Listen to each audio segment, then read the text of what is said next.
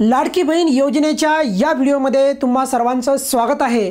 सर्वात महत्त्वाचा मुद्दा म्हणजे बघा, आज 4 तारीख आहे, 4 डिसेंबर, म्हणजे उद्या शपथविधी होणार आहे। हे जवळपास आता क्लिअर झालेलं आहे। आता त्यामध्ये इफ आणि बट जर तर वर कुठल्या प्रकारचा आता शंका घ्यायची गरज नाही। आणि ज्या वेळेस सरकार शपथ घेईल त्याच्या दुसऱ्या दिवसापासूनच लक्षात ठेवा, मीडिया सरकारच्या मागे लागेल। संपूर्ण लोक सरकारला हा प्रश्न विचारतील की आता पुढचा 6वा हप्ता कधी। आणि तुम्हाला मी आताच सांगतो, लवकरच सरकार पण यावर त्या सरकारचं मत पण तुम्हाला व्यक्त करेन की 6वा हप्ता एक्झॅक्टली कधी मिळणार। त्यामुळे लक्षात ठेवा, उद्या सरकार शपथविधी होईल आणि लवकरच या बाबतीत तुम्हाला आपल्या सर्वांना या बाबतीत जे काही आहे न्यूज पण येईल। पण एक चर्चा तुम्हाला इथून पुढे माध्यमांमध्ये किंवा वेगवेगळ्या याच्यामध्ये आपण त्याला म्हणूयात, प्रिंट मीडिया असो किंवा इलेक्ट्रॉनिक मीडिया, मग या संपूर्ण ठिकाणी तुम्हाला किंवा वेगवेगळ्या ठिकाणी वेगवेगळ्या प्लॅटफॉर्मवर अशा प्रकारची चर्चा आता जवळपास होताना दिसेल किंवा येणाऱ्या टायमामध्ये दिसेल। आणि ती चर्चा काय आणि या संबंधित एक्झॅक्टली काय घडू शकतं याबाबत मी अगोदरच भाकीत करून ठेवतो आहे। आणि बघा, काळजी करू नका, मी तुम्हाला परत सांगतो आहे। पहिलं तर काय बघा, लाडक्या बहिणींची संख्या कमी होणार का असं म्हणल्याच्या नंतर बरेचशा माता भगिनींना काय वाटतं, त्यांच्या काळजामध्ये धडकी भरती का, कारण त्यांना वाटतं की मग मला माझे पैसे येणार का माझा फॉर्म मंजूर झालेला पण रिजेक्ट होणार। तर लक्षात ठेवा की लाडक्या बहिणींची संख्या कमी होणार, पण हे एक्झॅक्टली याच्या मागे काय कारण असू शकतं का आणि खरंच हे घडू शकतं का, या बाबतीत हा छोटासा व्हिडिओ असणार आहे। त्यामुळे व्हिडिओ शेवटपर्यंत पहा, तुमच्या मनामधला संपूर्ण डाऊट मी क्लिअर करणार आहे। क्लिअर? आणि जे काही माझं मत आहे प्रामाणिक तुम्हाला मी सांगतो, लॉजिक न सांगतो आहे, जेणेकरून तुम्हाला पण ते पटलं पाहिजे अशा पद्धतीने। पहिलं तर लक्षात ठेवा की खरंच लाडक्या बहिणींची संख्या कमी होऊ शकते का किंवा होणार आहे का येणाऱ्या टायमामध्ये। तर लक्षात ठेवा, जर तरच्या चर्चा करण्यामध्ये काही मुद्दा नाही, मुख्य मुद्दा आहे की असं घडत असेल किंवा घडणार असेल तर ते का, त्यावर आपण बोलूयात। क्लिअर? मग तुम्हाला जे तुमचे जी काही शंका आहेत या संबंधी, जे काही तुमचे प्रश्न आहेत, तर कदाचित त्याचे उत्तरे पण तुम्हाला मी बोलताच तुम्हाला म्हणजे मागोमाग तुम्हाला उत्तरे पण मिळतील। आता पहिला मुद्दा मी तुम्हाला सांगतो। पहिला मुद्दा काय की लाडक्या बहिणींची संख्या कमी होणार का, या प्रश्नाचं उत्तर तुम्हाला मी हळूहळू या व्हिडिओमध्ये जसं व्हिडिओ संपत येईल तसं कळायला लागेल। पहिलं तर लक्षात ठेवा की संख्या कमी होणार म्हणजे कोणत्या प्रकारचे तर्क वितर्क दिले चाललेत।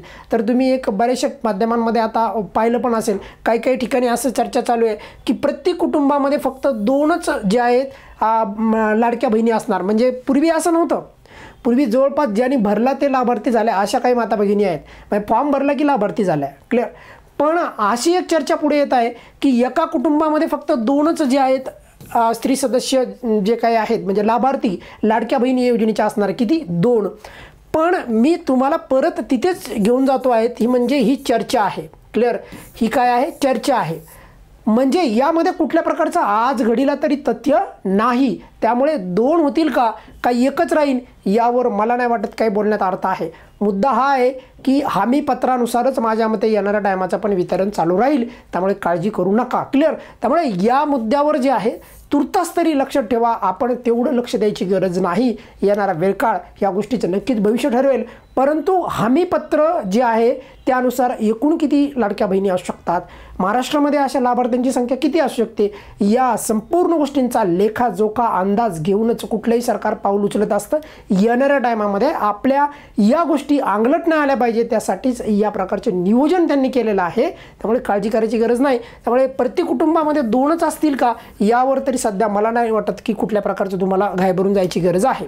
दुसरा मुद्दा की माझ्या दृष्टिकोनातून हा महत्त्वाचा असू शकतो, तो म्हणजे काय की या योजनेमुळे सरकारी तिजोरीवर किती बोजा पडणार आहे, तर त्याबद्दल आता बोलूयात। बघा, सरकारी तिजोरीवर जवळपास आता बघा 18,000 करोड रुपयाचा बोजा पडणार आहे जवळपास। पुढचे जर तुम्ही एक त्याला आपण विचार केला, म्हणजे एक 7-8 महिने जरी पकडले, क्लिअर, तर तेवढ्यामध्येच तुम्हाला जवळपास माझ्या मते सरकारी तिजोरीवर एक 33,000 जे आहे जवळपास तेवढा बोजा पडण्याची शक्यता आहे। त्यामुळे 33,000 कोटी। क्लिअर? तर त्यामुळे या ज्या संपूर्ण संकल्पना आहेत, मी इथं लिहिलेलं पण आहे बघा, हां, तर तेवढा मोठा बोजा जो आहे जवळपास पडण्याची शक्यता आहे। त्यामुळे एक लक्षात ठेवा की या संपूर्ण सरकारी तिजोरीवर पडणारा जो भार आहे, तर या भाराचा विचार केला, म्हणजे या बोजाचा विचार केला, तर ऑब्व्हियसली कुठलंही सरकार कोणतीही स्कीम असो, तर त्या स्कीममध्ये जर कोणी चुकीचं लाभार्थी मधात घुसला असेल तर त्या लाभार्थ्याची छाननी करून त्या लाभार्थ्याला परत जे आहे वंचित करणं हे कुठल्याही मग ती योजना असो किंवा काही असो क्लिअर प्रत्येक ठिकाणी ते लागू होणारा रूल आहे. त्यामुळे अशा जर का या म्हणजे जास्त तिजोरीवर भार पडतो आहे मग यामुळे किती लाभार्थी बाहेर पडणार की त्याचं उत्तर साधं सिंपल आहे. लाभार्थी बाहेर पडणार का नाही हे तिजोरीवर भार पडण्यावर नाही तर तुम्ही लाभार्थी आहात का नाही तिथे जर चेक कठोरपणे गेलं तर मग मात्र जे लाभार्थी नाहीत तर ते बाहेर जातील. पण जे लाभार्थी आहेत त्यांना घाबरून जायची गरज नाही. ऑब्वियसली लक्षात ठेवा एवढ्या मोठ्या स्तरावर एवढ्या मोठ्या राज्यामध्ये जर अशा प्रकारची योजना राबवायची असेल तर नक्कीच भार पडणार आहे आणि त्याचा विचार केलेला आहे क्लिअर.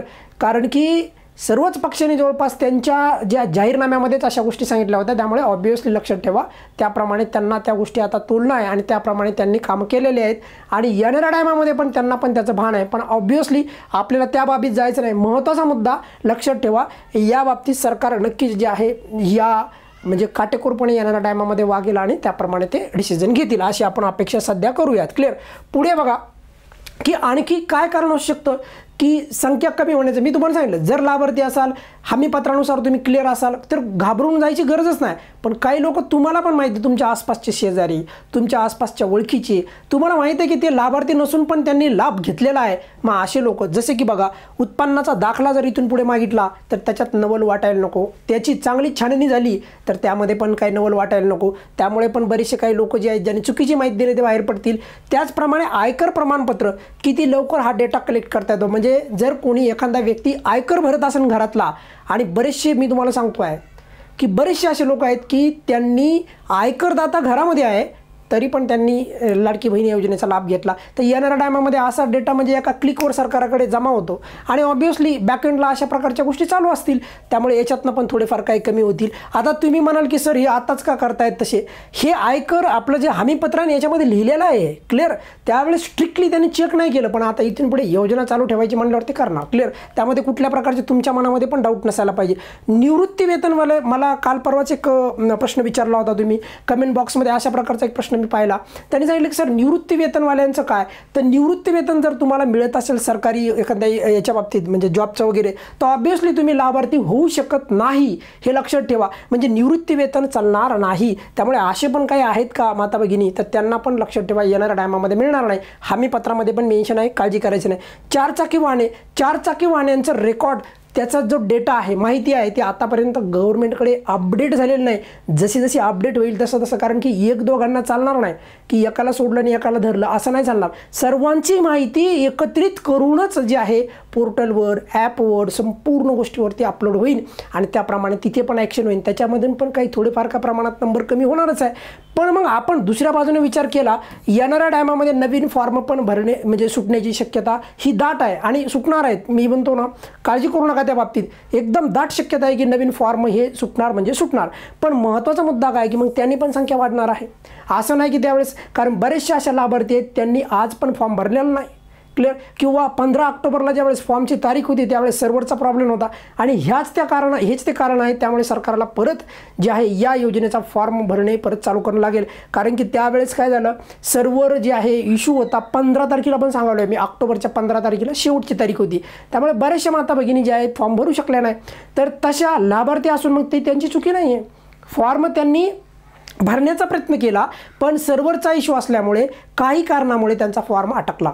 तर या संपूर्ण प्रक्रिया ज्या आहेत या संपूर्ण गोष्टींचा विचार करता आणि बऱ्याचशा माता भगिनी आणखी पण लाभार्थी आहेत तर त्यांना या योजनेपासून त्या वंचित राहू नये. त्यामुळे नवीन फॉर्मची भरती म्हणजे भरणी किंवा त्याला आपण म्हणूयात की नवीन फॉर्म कधी सुटतील तर ते पण लवकरच तुम्हाला त्या बाबतीत पण वितरण सुरू झाल्यावर त्यावर सरकारच्या बाबतीनं बाजूने अधिकारिक तुम्हाला त्यावर स्टेटमेंट येईल. आता बघा म्हणजे ही थोडक्यात जर का कोणी अशा खालच्या प्रकारची जर या प्रकारची जर चुकीची माहिती दिली असेल तर याने पण हा जो संख्या आहे लाडक्या बहिणींची थोडीफार कमी होईल. पण याचा अर्थ असा कधीच नाही की तुम्हाला घाबरायची गरज आहे. मग तुम्ही जर लाभार्थी असताल तर मी तुम्हाला या व्हिडिओच्या माध्यमातून फक्त हेच सांगायला आलो आहे की जर समजा तुम्हाला अशी काही भीती वाटत असेल कुणाला की मग लाडक्या बहिणींची संख्या कमी होणार का मग माझा पण नंबर कटणार तुम्ही लाभार्थी असाल तर तुमचा नंबर कटायची काही शंका नाही, तुम्हाला यामध्ये कुठल्या प्रकारची भीती बाळगायची गरज नाही। आणि येणाऱ्या टायमात सरकार कोणते डॉक्युमेंट्स मागेल का, त्यावर काय काय आपण अगोदरच तयार राहणं गरजेचं आहे, जेणेकरून तुम्हाला तुमचं वितरण हे येणाऱ्या टायमामध्ये पण चालू राहावं, यासाठी जे आहे अपडेट या चॅनलला बी देणार आहे। सोबतच इतर पण काही ज्या सरकारी ज्या काही योजना असतात, जे काही अपडेट्स असतात, त्याही मी तुम्हाला या चॅनलच्या माध्यमातून प्रामाणिकपणे देण्याचा प्रयत्न करतो। पण लक्षात ठेवा, तुर्तास तुम्ही लाडक्या बहिणींची संख्या कमी होणार का, तर यासाठी काळजी करण्याची काही गरज नाही। मी तुम्हाला लॉजिक पण सांगितलं, जरी तिजोरीवर लोड पडत असेल किंवा बोजा पडत असेल तर त्यासाठी सरकार उपाययोजना, त्याबद्दल ॲक्शन काय घ्यायची वगैरे वगैरे त्यावेळेस सरकारचे त्यासाठी ते सक्षम असतात। पण महत्त्वाचा मुद्दा आपला हा येतो की मग मला आत्तापर्यंत भेटले, मग मला उद्या भेटणार का, यासाठी हा खास करून व्हिडिओ आहे। त्यामुळे कोणीही काळजी करायचं नाही, काळजी करायची नाही। या व्यतिरिक्त काही जरी प्रश्न असेल तर तुम्ही कमेंट बॉक्समध्ये, व्हिडिओच्या खाली कमेंट बॉक्स असतो, तिथे तुम्ही मला विचारा। आणि लक्षात ठेवा, आज 4 डिसेंबर आहे, उद्या शपथविधी होणार आहे 5 डिसेंबरला। आणि 5 डिसेंबरच्या नंतर नक्कीच तुम्हाला सांगतो आहे, लाडकी बहीण योजनेचे वितरणाचे तारीख वगैरे संपूर्ण यावर सरकाराकडनं अधिकारिक स्टेटमेंट यायला सुरुवात होईल। त्यामुळे फक्त आपल्याला आजचा दिवस वाट पहा, नक्कीच आपल्याला आजपासून जे आहे लाडकी बहीण या योजनेच्या संदर्भात वेगाने हालचाली झालेल्या दिसतील। ठीक आहे, या व्हिडिओमध्ये आपण इथेच थांबूयात, नेक्स्ट व्हिडिओमध्ये आपण परत भेटूयात। धन्यवाद।